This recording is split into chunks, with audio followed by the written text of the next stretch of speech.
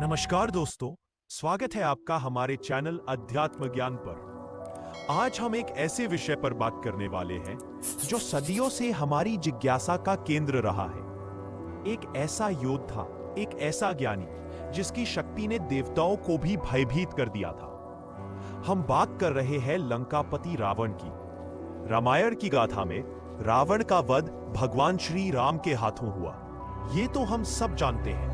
लेकिन क्या आप वाकई रावण की मृत्यु के पीछे के असली रहस्य को जानते हैं? क्या यह सिर्फ एक बाण का कमाल था या इसके पीछे छिपी थी कोई और गहरी वजह? आज हम इस रहस्य को उजागर करने की कोशिश करेंगे। वो सिर्फ एक राक्षस नहीं था, वो एक महान विद्वान था, तपस्वी था और महाज्ञानी भी, जिसने ब्रह्मा से वरदान पाया, देवताओं को हरा दिया और मृत्यु को धोखा दे दिया।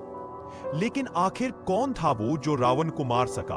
क्या राम के तीर में कोई दिव्य शक्ति थी या फिर यह सब एक योजना का हिस्सा था?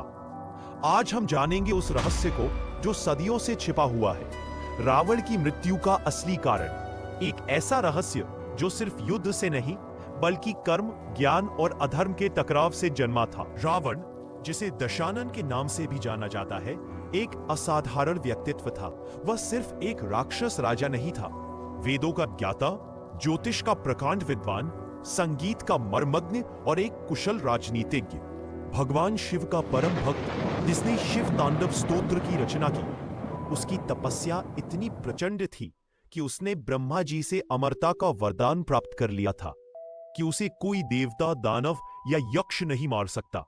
इसी वरदान ने उसे अहंकार से भर दिया और उसने अपने आप को अजय मानना शुरू कर दिया। यही वह बिंदु है जहां से रावण की मृत्यु का रहस्य गहराने लगता है। ब्रह्मा जी ने उसे वरदान दिया था कि कोई भी देवता, दानव, यक्ष, गंधर्व या नाग उसे मार नहीं सकता।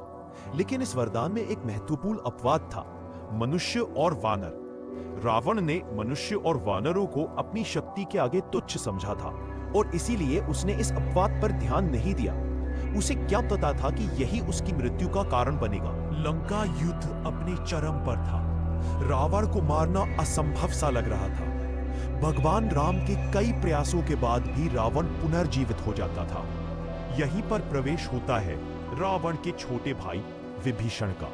विभीषण, जो धर्मपरायण थे और रावण के अन्यायपूर्ण कृत्यों के खिलाफ थे, उन्होंने भगवान राम की शरण ली। उन्होंने ही भगवान राम को रावण की अमरता का रहस्य बताया। विभीषण ने बताया कि रावण की नाभि में एक अमृत कुंड था। जब तक वह अमृत कुंड रहेगा, रावण को कोई मार नहीं सकता। अगर वह अमृत कुंड सूख जाए तो रावण की मृत्यु निश्चित है। इस जानकारी के बाद ही भगवान राम ने अपनी रणनीति बदली। उन्होंने सीधे रावण की नाभि पर निशाना साधा और उसे बाण से भेद दिया। अमृत कुंड सूख गया और रावण की शक्ति क्षीण हो गई। रावण के 10 सिर भी उसके रहस्य से जुड़े थे। कई लोग मानते हैं कि ये 10 सिर उसकी अदम्य शक्ति का प्रतीक थे, लेकिन कुछ व्याख्याओं के अनुसार ये 10 सिर उसके 10 दोषों, काम, क्रोध, लोभ, मोह, मद, मत्सर, मन, बुद्धि, चित्त और अहंकार का भी प्रतिनिधित्व करते थे।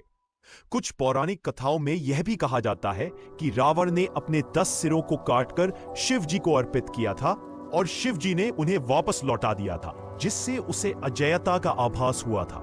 हालांकि नाभि में अमृत कुंड की अवधारणा ही उसकी मृत्यु का मुख्य कारण मानी जाती है। यह भी कहा जाता है कि रावण की आत्मा उसके 10 सिरों में नहीं बल्कि उसके शरीर के अंदर नाभि में स्थित अमृत कुंड में थी। तो क्या रावण की मृत्यु सिर्फ एक बाण का कमाल था? नहीं, यह उसके कर्मों का फल था।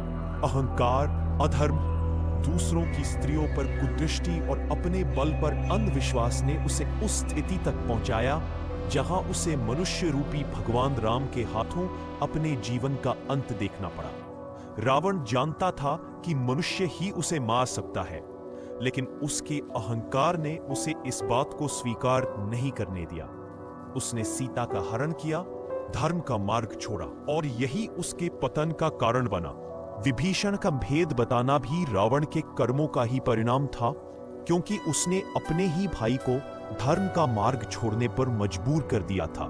रावण की मृत्यु की कहानी हमें कई महत्वपूर्ण सबक सिखाती है।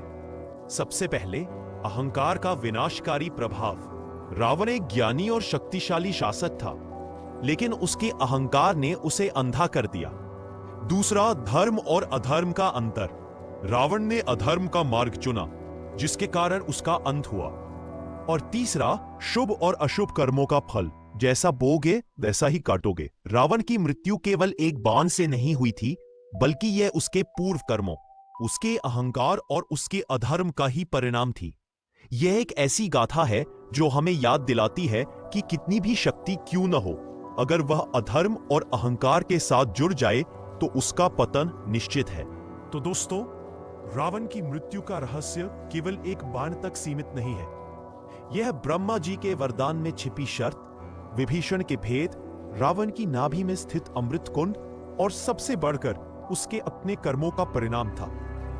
यह कहानी हमें यह भी बताती है कि ज्ञान और शक्ति के साथ साथ धर्म और नम्रता का होना भी कितना आवश्यक है। उम्मीद है आपको रावण की मृत्यु के पीछे का यह रहस्य समझ आया होगा।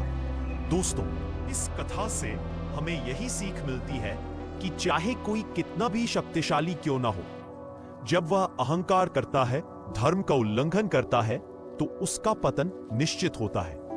अगर आपको ये वीडियो ज्ञानवर्धक लगा हो तो इसे लाइक करें और हमारे चैनल अध्यात्म ज्ञान को जरूर सब्सक्राइब करें। फिर मिलेंगे अगली कथा में। जय श्री राम। ये वीडियो कैसा लगा हमें कमेंट्स में जरूर बताएं। तब तक के लिए नमस्कार।